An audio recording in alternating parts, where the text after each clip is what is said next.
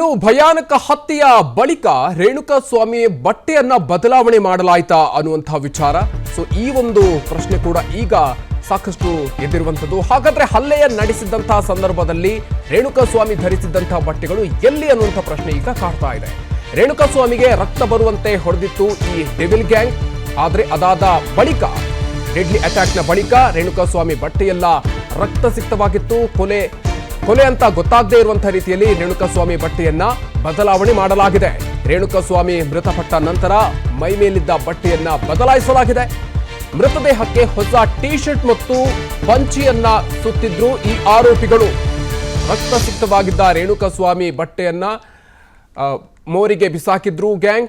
ಇವತ್ತು ರೇಣುಕಾಸ್ವಾಮಿ ಬಟ್ಟೆಗಾಗಿ ಪೊಲೀಸರು ಶೋಧ ಕಾರ್ಯವನ್ನ ನಡೆಸುತ್ತಿದ್ದಾರೆ ಅನ್ನುವಂಥ ವಿಚಾರ ಕೂಡ ಗೊತ್ತಾಗ್ತಾ ಇದೆ. ಸೊ ಬಟ್ಟೆಯನ್ನ ಬದಲಾಯಿಸಲಾಗಿತ್ತು ಅನ್ನುವಂಥದ್ದು. ಆ ಬಟ್ಟೆ ಎಲ್ಲಿ ಅನ್ನುವಂಥ ಮಾಹಿತಿಗಳು ಕೂಡ ಅಂದರೆ ಅದನ್ನು ಕೂಡ ಸಂಗ್ರಹ ಮಾಡೋದಕ್ಕೆ ಸಂಬಂಧಪಟ್ಟಂತೆ ಈಗ ಪೊಲೀಸರು ಈಗ ಪ್ರಯತ್ನಗಳನ್ನು ಮಾಡ್ತಾ ಇದ್ದಾರೆ ಅನ್ನುವಂಥ ವಿಚಾರ ಗೊತ್ತಾಗ್ತಾ ಇದೆ. ಆ ಬಟ್ಟೆ ಎಲ್ಲಿ ಅನ್ನುವಂಥದ್ದು ರಕ್ತ ಸಿಕ್ತಾ ಆಗಿತ್ತು, ಹಾಗಾಗಿ ಬಟ್ಟೆಯನ್ನು ಬದಲಾಯಿಸಿದ್ರು, ಹೊಸ ಟಿ ಶರ್ಟನ್ನು ಹಾಕಿದ್ರು ಹಾಗೂ ಪಂಚೆಯನ್ನು ಹಾಕಿದ್ರು ಅನ್ನುವಂಥ ವಿಚಾರ ಗೊತ್ತಾಗ್ತಾ ಇದೆ. ಮೃತದೇಹದ ಬಟ್ಟೆಯನ್ನು ಬದಲಾಯಿಸಿದ್ರು ಅನ್ನುವಂಥದ್ದು. ಸೊ ಈ ಹಿನ್ನೆಲೆಯಲ್ಲಿ ಈಗ ಆ ಬಟ್ಟೆ ಏನಿದೆ, ರೇಣುಕಾಸ್ವಾಮಿ ಧರಿಸಿದ್ದಂಥ ಬಟ್ಟೆ ಏನಿದೆ ಅದನ್ನು ಸಂಗ್ರಹ ಮಾಡುವಂಥ ಒಂದು ಪ್ರಯತ್ನ, ಸೊ ಅಲ್ಲಿ ಹುಡುಕಾಟವನ್ನು ಈಗ ನಡೆಸ್ತಿದ್ದಾರೆ ಪೊಲೀಸರು ಅನ್ನುವಂಥದ್ದು ಸಿಗ್ತಾ ಇರುವಂಥ ಮಾಹಿತಿ.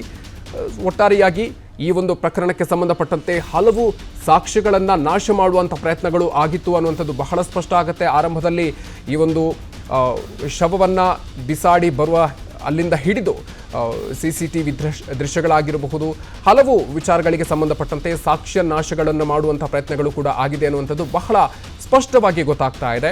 ಸೊ ಇದಕ್ಕೆ ಪೂರಕವಾಗಿ ಮತ್ತೊಂದು ಆ ಒಂದು ಶವ ಅಂದರೆ ರೇಣುಕಾಸ್ವಾಮಿ ಅವರು ಆರಂಭದಲ್ಲಿ ಧರಿಸಿದಂಥ ಬಟ್ಟೆ ಏನಿದೆ ಅದನ್ನು ಕೂಡ ಬದಲಾಯಿಸಲಾಗಿತ್ತು ಅನ್ನುವಂಥ ವಿಚಾರ.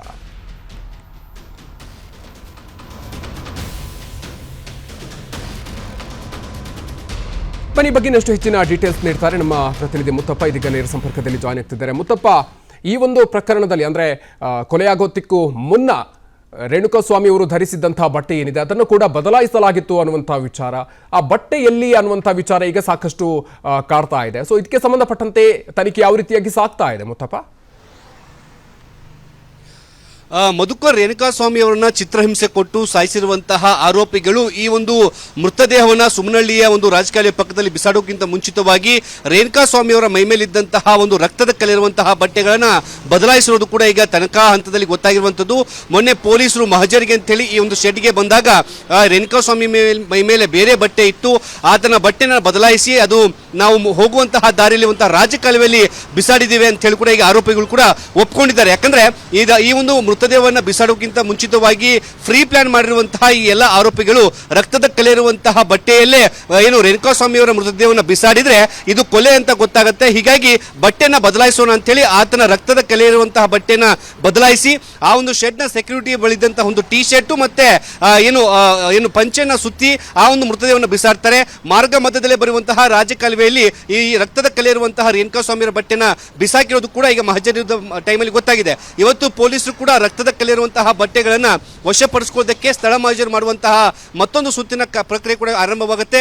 ಯಾವ ರಾಜಕಾಲುವೆಯಲ್ಲಿ ಇವರು ಬಟ್ಟೆ ಬಿಸಾಡಿದ್ರು ಆ ರಾಜಕಾಲುವೆ ಬಳೆ ಬಂದು ಏನು ರಕ್ತದ ಕಲೆ ಇರುವಂತಹ ಬಟ್ಟೆನೂ ಕೂಡ ತೆಗೆದುಕೊಳ್ಳುವಂತಹ ಸಾಧ್ಯತೆ ಹೆಚ್ಚಾಗಿರುತ್ತೆ. ಯಾಕಂದ್ರೆ ಇನ್ವೆಸ್ಟಿಗೇಷನ್ ಅಲ್ಲಿ ಈ ಒಂದು ಅಂಶ ಕೂಡ ಸಾಕಷ್ಟು ಮುಖ್ಯವಾಗಿರುವಂತದ್ದು, ಅದು ಕೂಡ ಸಾಕ್ಷ್ಯವಾಗಿ ಪರಿಗಣಿಸುತ್ತೆ. ಹೀಗಾಗಿ ರೇಣುಕಾಸ್ವಾಮಿ ಮೈಮೇಲಿದ್ದಂತಹ ರಕ್ತದ ಕಲೆ ಇರುವಂತಹ ಬಟ್ಟೆಗಳನ್ನ ವಶಪಡಿಸಿಕೊಳ್ಳೋದಕ್ಕೆ ಈಗ ಪೊಲೀಸರು ಮತ್ತೊಂದು ಸುತ್ತಿನ ತನಿಖೆಯನ್ನು ಶುರು ಮಾಡಿಕೊಂಡಿರುವಂತದ್ದು. ಮಧುಕರ್, ಅನುಕ್ಷಣದ ಸುದ್ದಿಗಳಿಗಾಗಿ ವಿಸ್ತಾರ ನ್ಯೂಸ್ ಯೂಟ್ಯೂಬ್ ಚಾನೆಲ್ ಸಬ್ಸ್ಕ್ರೈಬ್ ಮಾಡಿ. ಹೊಸ ಸುದ್ದಿಗಳ ನೋಟಿಫಿಕೇಶನ್ಗಾಗಿ ಬೆಲ್ ಐಕಾನ್ ಕ್ಲಿಕ್ ಮಾಡಿ. ಲೇಟೆಸ್ಟ್ ಅಪ್ಡೇಟ್ಸ್ಗಾಗಿ www.vistaranews.com ವೆಬ್ಸೈಟ್ಗೆ ವಿಸಿಟ್ ಮಾಡಿ. ಅಂಗೈಯಲ್ಲೇ ಜಗತ್ತಿನ ಸುದ್ದಿ ತಿಳಿಯಲು ವಿಸ್ತಾರ ನ್ಯೂಸ್ ಕನ್ನಡ ಆಪ್ ಡೌನ್ಲೋಡ್ ಮಾಡಿ.